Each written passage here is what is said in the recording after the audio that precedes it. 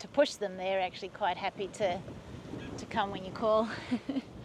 And you guys move every day? Every day, yeah. And in summertime, you sort of have to look at your pasture and just see. You sort of get tuned into what the pasture's looking like. At this time of the year, we move them every day. In summertime, we can move them up to 2 to 3 times a day because the pasture growth is that much faster growing, and it actually the faster you can move the cattle, the better it is for them, and the better it is for the pasture. And what we've found with since we've been regenerative grazing, there's so many species that have actually just started to grow in our pasture that we've never planted there, and they're just like we used to have predominantly like microlina and a lot of Parramatta grass and kaikui, but now we've got all sorts of cocksfoot and plantain and clovers and medics, all sorts of things that are coming back in the pasture that we've not planted there, but because the pastures get time to rest and regenerate, they're actually getting an opportunity to go to seed, and there's just not that competition, and the cows don't selective graze as much and then hammer the species that they really like. They're actually having a really broad variety of grasses, which, so as far as the pastures go, it's really, the more we do it, the more we're finding that the pastures are improving and improving. And obviously a more diverse diet makes them healthier too then. Absolutely, yeah, and it makes and then that actually then transports into the meat, and so more diverse pasture means healthier livestock, less need to intervene with anything regarding their health or parasites, and then that of course makes the meat healthier and makes humans healthier, and it's just a beautiful cycle, really. It's talking about diversity, sometimes even like some of the weeds like lantana, sorry about that. You really, obviously it's not an ideal thing to have growing the lantana, but at certain times of the years, the cattle will actually pick off the new shoots of the lantana, and I think it must be a self-medicating kind of it is actually a worming, an anti-parasitic. So not all the weeds, while we'd prefer to not have them, sometimes they play a role too. Absolutely. That's cool. And this property here, we've actually only been utilising this farm for probably, it's actually just going on 12 months. So it's not, it's not really a great example just yet of showing you how a regenerative farm can work, because really it takes several years. 3 years is really where you start to see really noticeable differences in the pasture and the biodiversity. So it's great to have this, and it extends our winter grazing really well. But it's only early days for this farm. But you can see this heifer here. Well, actually it's a cow. She's just much smaller leg. This steer over here, he's really these cattle here, we won't use them for beef just yet. They need finishing more, and so normally we don't. With this herd here, we're not. There's nothing here that we would necessarily say, oh, that's ready for dressing.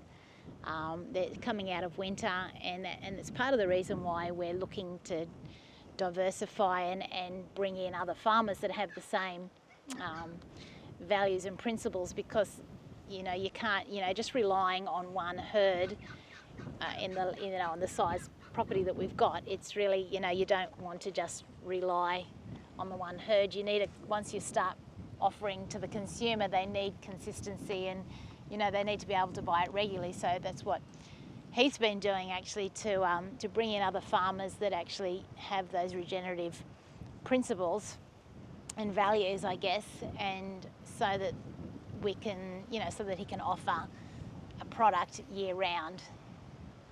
But it's interesting. Like there's not a lot of regenerative farmers out there, but they're coming. There's more and more people getting interested and seeing the benefits One of the difficulties often too for farmers, they're not really set up typically to finish livestock, so it's not always super straightforward to bring in other farmers that practice the same principles that we do, without that. There needs to be a period for them to start like getting those systems in place to be able to, take their yearling livestock, and instead of selling them at that point, which a typical farm may, cow and calf operation, raise their calves to be 10 months old and sell them, and then the cows will get a break and then they'll have another calf.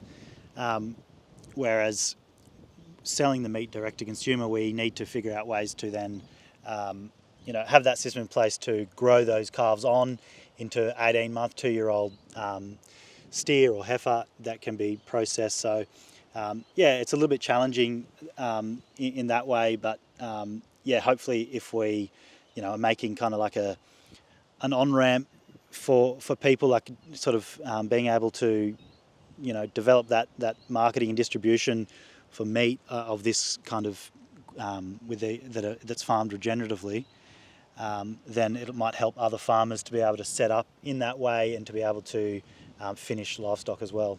Because at this stage there's not a lot of you really have to have a love for it, because it's not like you can send your vealers to the weekly sale and there's a special market for regenerative beef. You just get the same price that everyone else is getting, and sometimes those prices in the sale yards are really, really brutal.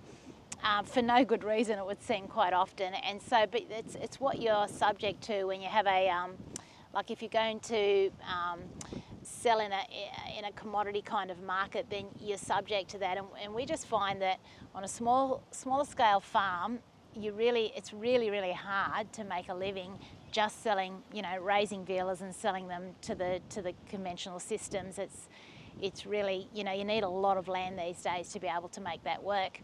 And so it's a matter of, looking at what can work and what, ways that you can do things that's a little bit different. So what Heath's doing, hopefully rewarding other farmers for having, this mindset, and giving them an opportunity to have a market where they don't just have to, they can be rewarded for the work, because it's labour intensive. There's no doubt about it.